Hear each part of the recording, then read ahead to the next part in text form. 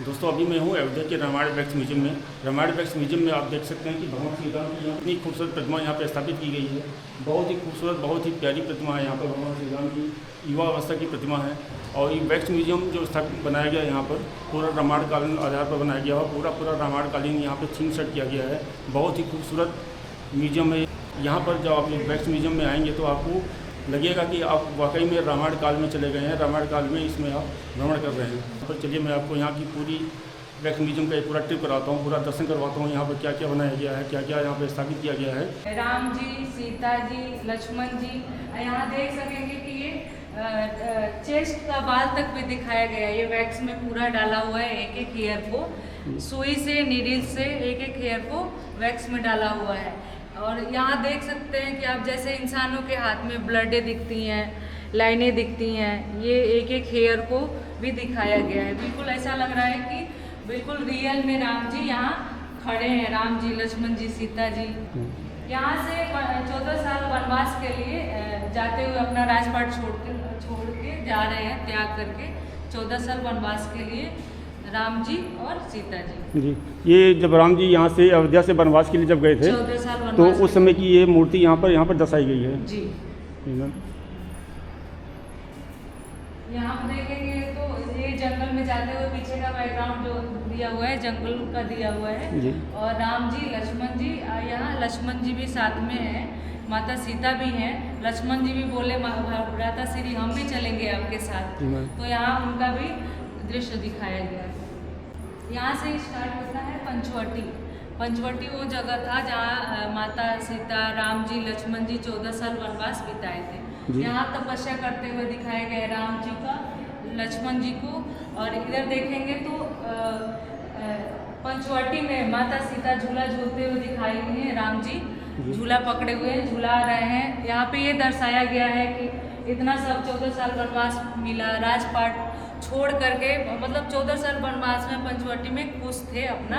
ये नहीं कि इतना सब त्यागे थे और दुखी हैं, ऐसा यहाँ पे नहीं दिखाया गया। तो जैसे हम लोग के जीवन में होता है, कोई भी चीज़ होता है तो हम लोग लगते हैं एक्सप्लेन करने, अरे मेरे साथ तो ऐसा हो गया, ऐसा हो गया। तो ये चीज़ यहाँ पे दर्शाया गया है कि हर परिस्थितियाँ जो होती हैं उसका सामना करना चाहिए।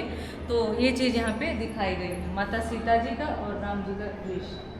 आगे आएंगे तो यहाँ पे पंचवटी दिखाया गया है। पंचवटी का सीन जहाँ पे ये कुटिया बनी है पंचवटी की और माता सीता जी बैठी हैं, राम जी हैं और यहाँ पे सीता हरण का सीन भी दर्शाया गया है। आप देखेंगे तो इधर रावण और जटायु माता सीता को हरण करने के लिए इधर से रावण आ रहा है और जटायु जो है उनको बचाने की कोशिश करने का ये दृश्य दिखाया गया है।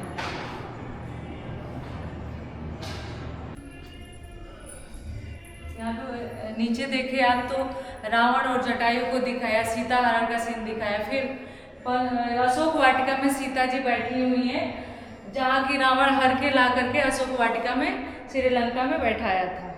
यहाँ पे देखेंगे तो विष्णु अवतार में राम जी को दिखाया गया है। विष्णु अवतार जब राम जी ने लिया था, जब समाधि लिए थे तो विष्णु अवतार में आ गए थे।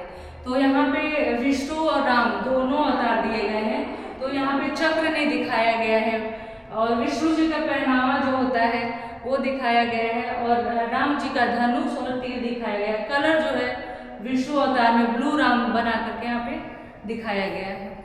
यहाँ पे देखेंगे तो बजरंगबली हमारे हैं हनुमान जी, वो माता सीता जी को प्रणाम करते हुए दिखाया गया है। यहाँ पे ये इसमें अशोक वाटिका का सीन है क्या?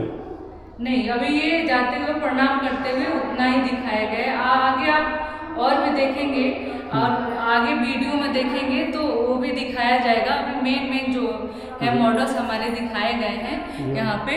तो अगर अगला वीडियो में भी ये दिखाया जाएगा आपको। यहाँ आएंगे तो देखेंगे कि रावण जो है शिव का तपस्या करते हुए दिखाया गया है। यहाँ पे जब युद्ध शुरू हुआ था, जो शिव से वरदान मिला था रावण को, उसको फिर प्राप्ति के लिए, शक्तियों को प्रदान करने के लिए, अपना प्राप्ति के लिए सीन दर्शाया गया, उसको तपस्या करते हुए दिखाया गया है। यहाँ हमारे बजरंगबली हैं रुद्र रूप में, गुस्से में हैं और एक एक चीज, एक नसें भी दिखाई गई हैं रुद्र रूप में, गुस्से में जो होते हैं, एक एक नशे को भी दिखाया गया है इसमें।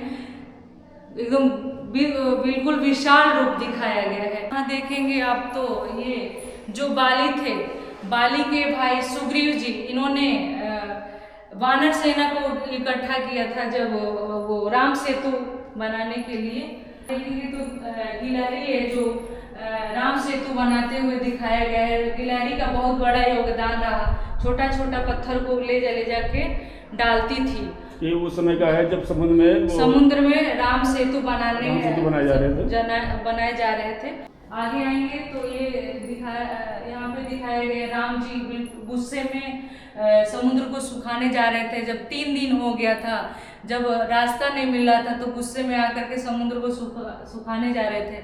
समुद्र में प्रकट हुए और समुद्र देवता माफी मांगे और उन्होंने रास्ता दिया। तो ये वानर सेना उधर से आते हुए दिखाई दे रही है पीछे।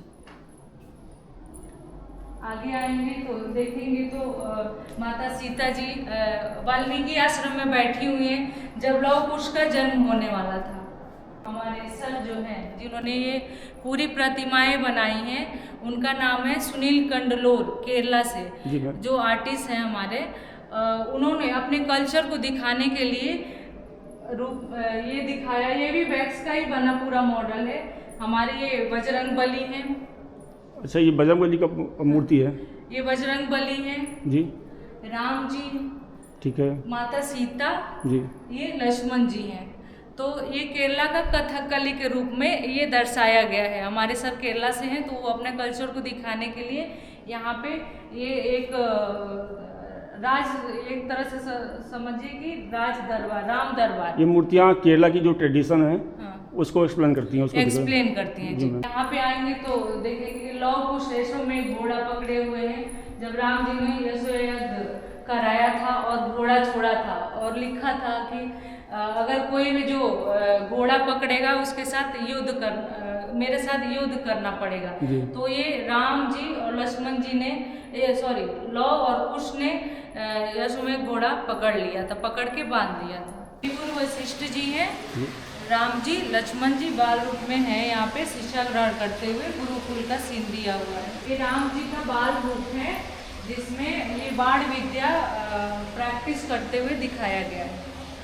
ये दशरथ जी हैं, उनकी 3 रानियां हैं। एक माता कैकेयी, कौशल्या, ये सुमित्रा जी हैं।